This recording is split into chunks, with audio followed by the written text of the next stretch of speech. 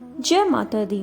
दोस्तों, अगर आप भी माता दुर्गा को अपने घर बुलाना चाहते हैं, उनका आशीर्वाद पाना चाहते हैं, तो वीडियो को एक लाइक कर दें। साथ ही कमेंट बॉक्स में जय माता दी लिखकर उनका जयकारा अवश्य लगाएं। दोस्तों, हिंदू धर्म में नवरात्रि का अलग ही महत्व माना गया है। हिंदू धर्म में नवरात्रि को एक पर्व की तरह माना जाता है। नवरात्रि के 9 दिनों के दौरान माता के 9 रूपों को पूरे विधि विधान के साथ पूजा जाता है। यह 9 दिन बिल्कुल एक उत्सव की तरह होते हैं, जिसमें अष्टमी और नवमी को कन्या भोजन कराया जाता है। कन्या भोज भारतीय परंपरा का एक महत्वपूर्ण हिस्सा है। कन्या भोज में बच्चियों को हलवा पूरी खिलाया जाता है और माता को भोग लगाया जाता है।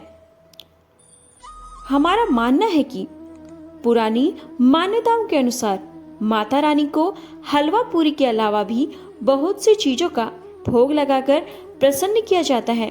नवरात्रि में माता रानी को खुश करने के लिए कन्याओं को भोजन कराते हैं, क्योंकि कन्याओं को हमारे हिंदू शास्त्र में माता का ही रूप माना गया है।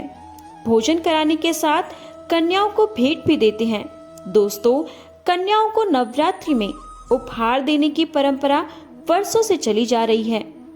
मान्यता है कि नवरात्रि में मां भवानी इन छोटी कन्या के रूप में आशीर्वाद देने के लिए आपके घर आती हैं। इन कन्याओं को आदर के साथ घर बुलाना चाहिए। उन्हें सम्मान के साथ भोजन करवाकर उन्हें भेंट अवश्य देनी चाहिए। आज हम आपको बताएंगे कि कन्याओं को क्या उपहार देना चाहिए, जिससे माँ दुर्गा अधिक प्रसन्न होती हैं और आपके घर में धन्य धान से भर देती हैं। लाल वस्त्र। नवरात्रि में आप कन्या भोज करें तो कन्याओं को उपहार के रूप में लाल वस्त्र अवश्य दें, क्योंकि इस दिन लाल वस्त्र देने का विशेष महत्व है। अगर किसी वजह से आप लाल वस्त्र देने में असमर्थ हैं, तो छोटी कन्याओं को छोटी छोटी लाल चुनरियां भेंट करें। लाल रंग को वृद्धि का प्रतीक माना जाता है। इसके साथ ही लाल रंग माँ की पोशाक का रंग होने के कारण बेहद शुभ माना जाता है। फल। नवरात्रि का कन्या भोज करने के बाद कन्याओं को कम से कम एक मौसमी फल जरूर देना चाहिए। माना जाता है कि नवरात्रि में कन्याओं को फल देने से आपको अच्छे कर्मों का फल कई गुना वापस होकर प्राप्त होता है। फलों में सबसे शुभ केला और नारियल माना जाता है। माना जाता है कि केला विष्णु जी का प्रिय फल है और नारियल यानी श्रीफल माँ लक्ष्मी का प्रिय है। इन दोनों को ही दान करने से आपके घर में सब तरह की सुख समृद्धि आ सकती है। बादाम का हलवा। दोस्तों, बादाम का हलवा वैसे तो हमारी सेहत के लिए बहुत फायदेमंद होता है। इन्हीं फायदों से भरपूर बादाम का हलवा आप नवरात्रि में कन्या पूजन में कन्याओं को खिलाते हैं तो उसका आपको 2 गुना फल मिलता है। बादाम का हलवा जितना स्वादिष्ट होता है उतना ही सेहतमंद भी। तो इस कन्या पूजन में हलवे की जगह बादाम का हलवा खिलाएं और कन्याओं को प्रसन्न करें। अगर कन्या आपके घर से प्रसन्न होकर जाती हैं, तो माँ दुर्गा आपसे बहुत ही खुश होती हैं और आपको मनचाहा वरदान जरूर देती हैं। जलेबी। बच्चियों को जलेबियां बहुत पसंद होती हैं और यह सबसे ज्यादा पसंद की जाने वाली मिठाइयों में से भी एक है। आप चाहें तो महज आधे घंटे के भीतर ही घर में जलेबियां बना सकते हैं और कन्याओं को कन्या पूजन के समय जलेबी खिला सकते हैं। लेकिन जलेबियां घर की होनी चाहिए, ना कि बाहर की बनी, क्योंकि घर की बनी मिठाइयों से भोग लगाने से माता बहुत ज्यादा प्रसन्न होती हैं। छोटी छोटी कन्याओं को जलेबी या फिर कोई और मीठी वस्तु आपको जरूर देनी चाहिए। खीर। घर पर कोई पूजा हो या त्योहार, खीर के बिना भोग अधूरा ही रह जाता है। नवरात्रि में कन्या पूजन में यदि आप भोग के रूप में खीर बनाकर माता को चढ़ाते हैं और कन्याओं को खिलाते हैं, तो इस नवरात्रि कन्या पूजन में अगर आप कन्याओं को खीर खिलाते हैं तो खीर खिलाने से आपका चंद्रमा मजबूत होगा और आपको मन चाहे वरदान की प्राप्ति होगी। बर्फी मिठाइयों के प्रेमियों को पसंदीदा होती है। बर्फी बर्फी किसे पसंद नहीं होती। बर्फी सभी को पसंद होती है। बच्चे बूढ़े बड़े सब बहुत चाव से खाते हैं। लेकिन आप मानते हैं कि आपको पता है कि माता को भी ये बहुत प्रिय होती है। कन्या भोज में हलवा पूरी के साथ बर्फी खिलाएंगे तो कन्याएं बहुत ही खुश हो जाएंगी।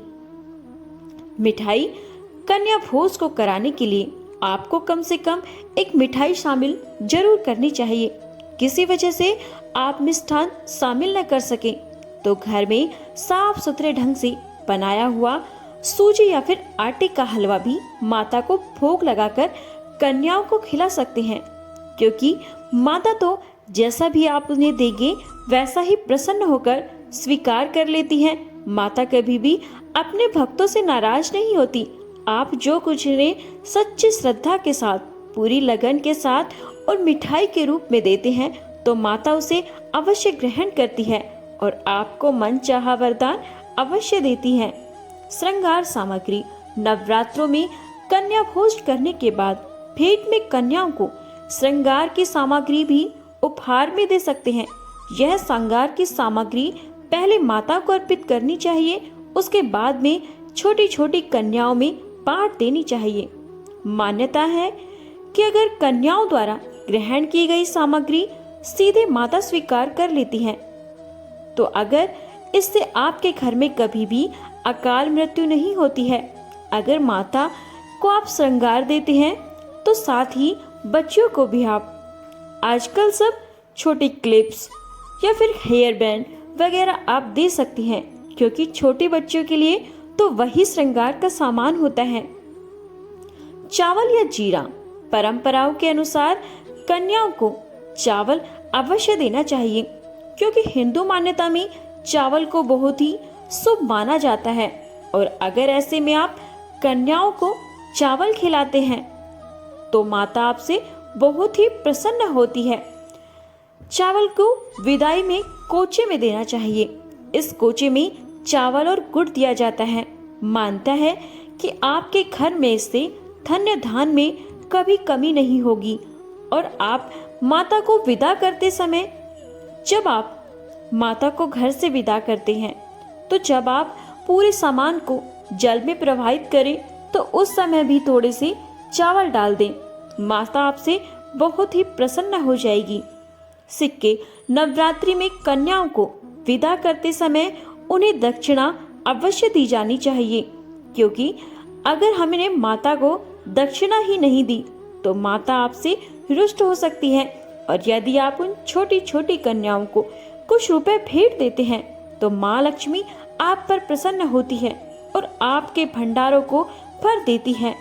हो सके तो कन्याओं को अपनी सामर्थ्य के अनुसार 11, 21 या फिर 51 रुपए देने चाहिए। कन्या पूजन से पहले हमें क्या क्या चीजें ध्यान रखनी चाहिए।